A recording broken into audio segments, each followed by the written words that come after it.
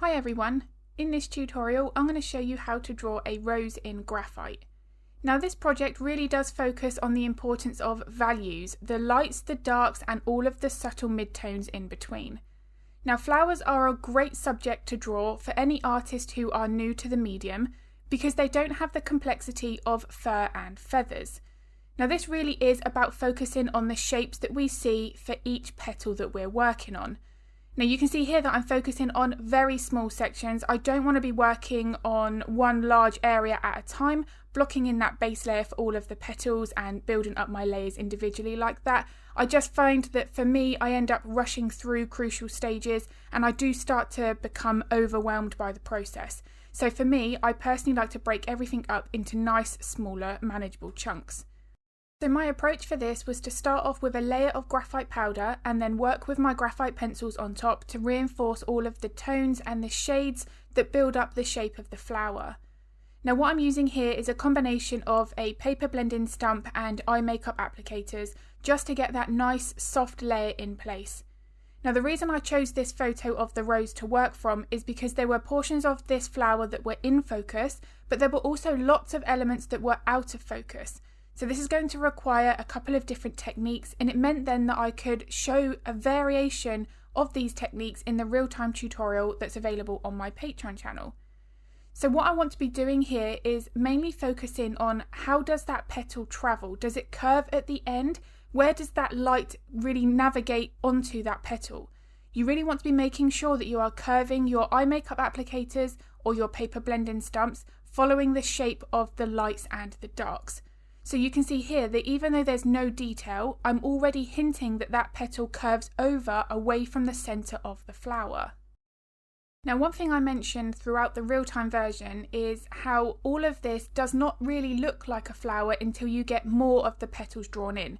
So I always speak about trusting the process, keep going, work with what that reference photo is telling you, put in your lights and your darks and focus on the main shapes. Now for me, as I've said at the beginning of this video, this really is what I focus on from start to finish. And by the time you then take a step back from your easel and have a look at that portrait when it's completed more about halfway level, that there it starts to resemble that photo very quickly. But at this stage here, it can be a little bit discouraging, especially if you've got areas of that flower that are out of focus. So if I was to have started with the petals at the top of this that I've worked on already, I don't think that I would have been as encouraged to carry on with this drawing. Because I started with the centre of the rose that was in focus, that there looks like the centre of that flower. I know that I've got that accurate. But the soft out of focus elements are very hard to judge when they don't have the in focus portions next to it. So for me, I always wanted to start with the centre of the rose for that reason. It's just something that I know I'd end up being more motivated to continue with this project. Now another thing that I spoke about in the Patreon version is the importance of subtle detail. Now subtle detail is very crucial with textures like this. If I make my highlights or the dark lines that I'm currently drawing here too dark, I'm going to maybe make this look like fur. So that is something that we need to be very, very aware of. Even if a highlight is only just slightly lighter than the layer underneath, we don't want to overwork that highlight and make it too bright. You can see that the bulk of these highlights on the petals are the very edge. Where they curve, the shape of those petals are reinforced by that highlight, but there aren't as many of those bright highlights on the centre lower parts of those petals. Now again, this is really going to help to follow the shape of that flower because it all comes from the centre of that rose. That there is going to play a very important role in the light source. Now what I loved about creating this drawing was it required all of the crucial fundamental techniques that are required for drawing animals. We're layering the graphite, we're working with softening and blending techniques, we're using different erasers to get different highlighted effects. All of this that we can practice in an easier subject like a flower can then be transferred across to more complex subjects. So this is a great project to start with if you're new to the medium. And as you can see here, as I'm continuing to build up the shape of this flower, it's still a photorealistic portrait. So if you are looking to get this level of realism in your work, but you're not quite sure where to start in terms of animal portraits, then this would be a great project to begin with. Now the use of subtle layers, as I've already mentioned in this video, is something that I talk about in all other tutorials here on YouTube. the layering process here, it's not random. We want to be paying very close attention to exactly where those layers should be applied. Do we need to be reworking an area, making something a little bit darker, or do we need to add more of our lighter highlighted layers through the use of more eraser techniques? So of course it's going to vary depending on the reference photo, but if there is an area that you're not quite sure about, you think it looks unfinished, but you're not quite sure what needs to be changed, I'd recommend to carry on working on the area around that one part of the drawing and then come back to it later. Now in some cases it can just be that if you're not quite sure what the cause is, it might be that the area of that drawing is not complete enough. So when you piece more of that together and then you add more of those elements, that one area that you thought was not quite right then actually is correct and looks more like that reference photo. But what I personally do is at the end of that drawing, I will sit back in my chair, I'll look at it from a distance, put it away for a day or two if needed, and look at it with fresh eyes. That therefore enables me to have a real clean slate. Is there anything that jumps out to me where I haven't been staring at this for however many hours in a row? Having that rest, break from that portrait, you can then usually notice things right away that do need changing. Now if I do that and there isn't anything that I notice that stands out to me, then I'll call that drawing finished. But it's a really good way of judging, actually, do we need to make any alterations to make our project even more realistic and take it to the next level? Now as I start to work on more of the rose, this is where the petal size is significantly larger than the centre of the flower. So now I'm having to start to lengthen my strokes with my pencils, I'm having to lengthen the strokes that I'm creating with the erasers, and it's all about noticing the difference in the size of the lights and the darks, your highlights and your shadows. And this is exactly the same when drawing fur. Now I've already said how the techniques used in this project can be transferred to drawing fur or feathers, and it's a prime example where if you've got a longer coated animal, you're going to have to adjust your pencil technique, your eraser technique, in order to replicate the difference in texture. So you wouldn't want to use the same techniques for drawing a Labrador that you would for a Newfoundland. There's going to be a very big difference with how you apply that graphite, how you blend the graphite, and how you remove the graphite. So again, this was just a great project to practice all of that on. Now one thing I'm using here is a technique where I'm using the side of the pencil to get that graphite on a bit more of an even layer, a bit of a quicker technique for getting that larger coverage.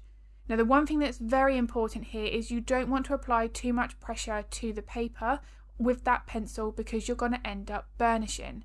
Now burnishing is where you flatten the tooth of the paper, and that therefore makes it very difficult for your pencils to be layered on top of each other going forward. So you're going to be limited with how many details you can add, reinforcing your lights and your darks and so on. So you do want to be using light pressure when you're applying any graphite to the surface, regardless if it's a paper blending stamp or the pencils themselves. Now the one thing that's obvious here, now that I've zoomed out and we can see more of the rose, is how we've got more of a darker base layer for these petals on the lower section of the flower.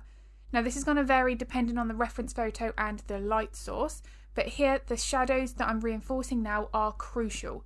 This is going to hint that the top centre of that rose is casting a shadow on the lower petals, and we really do need to focus on the values. So I will keep on layering my graphite here, darkening up as much as I need, and then brightening my highlights to make sure that I've replicated that light source.